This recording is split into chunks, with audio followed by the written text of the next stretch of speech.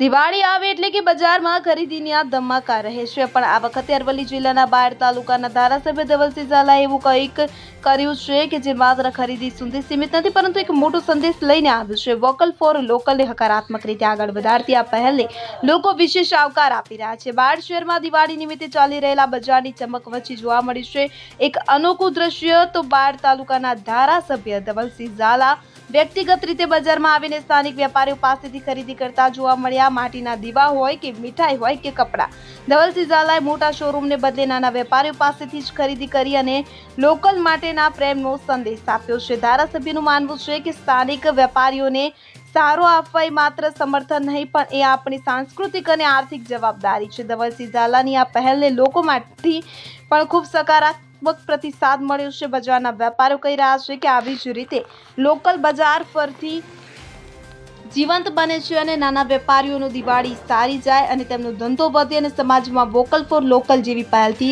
આપસી સહયોગનો સંદેશ વ્યાપે છે।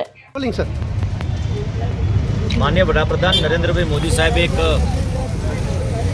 લોકોને મેસેજ આપ્યો છે કે લોકલ ફોર વોકલ અને સ્વદેશી વસ્તુ અપનાવી અને નાના ફેરિયાઓ, નાના લારીવાળા એમને ફાયદો થાય। આજે ધારો કે મેં માટીના કોડિયાની ખરીદી કરી છે તો એ લારીવાળાને બી ફાયદો થાય, વેપારીને, સાથે જેણે માટીના કોડિયા બનાવ્યા છે એને પણ એને એટલો ફાયદો થાય।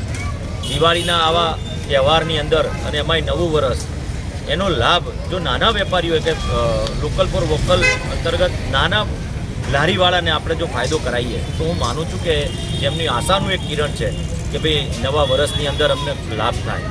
તો આપણે તમામ નાગરિકોને વિનંતી કરું છું કે લોકલ ફોર વોકલ અંતર્ગત આપણે તમામ નાના વેપારીઓ પાસેથી, લારીઓ કે ફેરિયાઓ પાસેથી આપણે વસ્તુની ખરીદી કરીએ કે જેથી કરીને એમને નવું વર્ષ ખૂબ લાભદાયી નીવડે।